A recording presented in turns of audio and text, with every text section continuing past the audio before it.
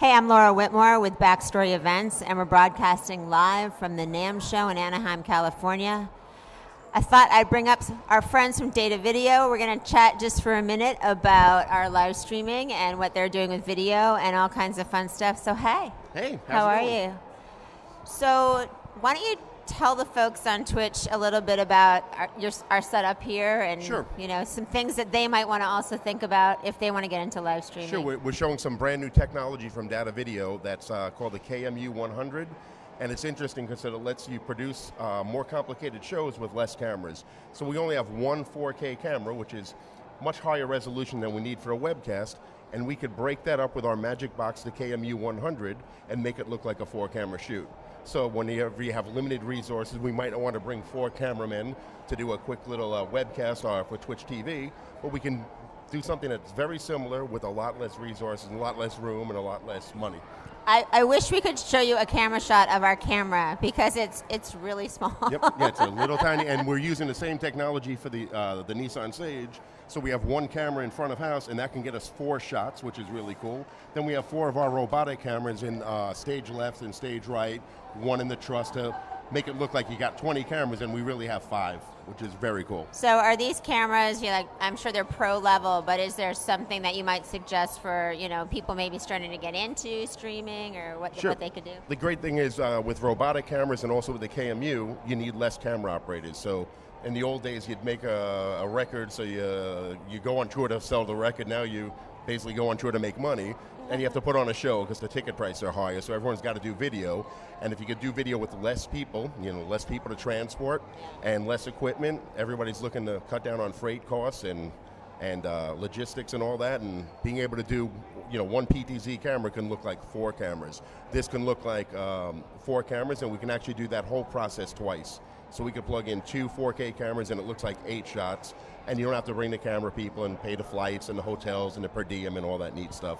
Yeah, and actually this gear could probably fit in your carry-on. Exactly. The camera's very small. The KMU is 1 rack unit, and we're plugging it into a switcher that we have that's a 6-input HD switcher that lists for $2,000. And last year I was new at Data Video, and we used that switcher to do the main stage, and I come from a little bit of the broadcast world, and I was a little bit nervous about doing a show. We had Dr. John from New Orleans and Graham Nash from Woodstock, and to switch that with a $2,000 switcher came off incredible. The PTZ cameras look great, and our PTZ cameras allow you to run 1 cable. We run like a network cable you'd have in your house from front of house to the camera, and it's bringing the video signal.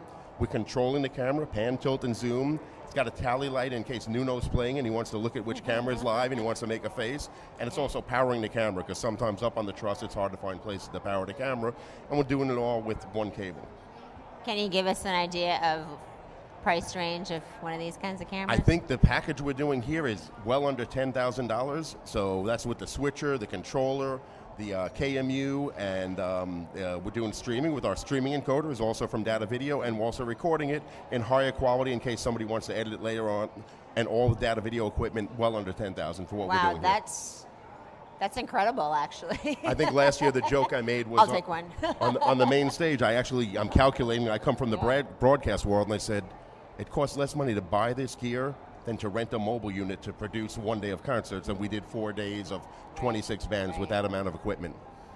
Yeah, so what do you think might be some challenges people who are getting into streaming might encounter? So I know personally, the internet connection is probably, for us, one of the biggest challenges that we face. Well, that's changing every day. The internet connection is probably the biggest challenge, but that's getting faster every day.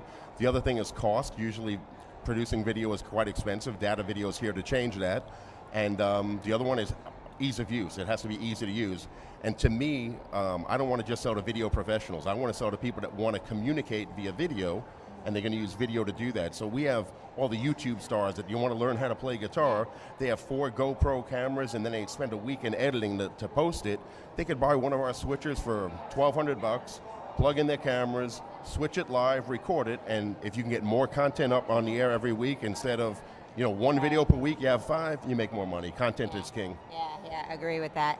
So how can our viewers find out more about what you guys are doing? You can visit us on datavideo.com. We have a YouTube channel. We're posting some behind the scenes stuff of how we're doing stuff here, and also on the Nissan stage. And stop by and see us if you're at NAMM. If not, datavideo.com. All right, well, thanks so much. We'll be back shortly with some more interviews and content. We're going to take a quick break. I'm Laura Whitmore with BackStory Events, and we're live from the NAMM show in Anaheim, California. Stay tuned.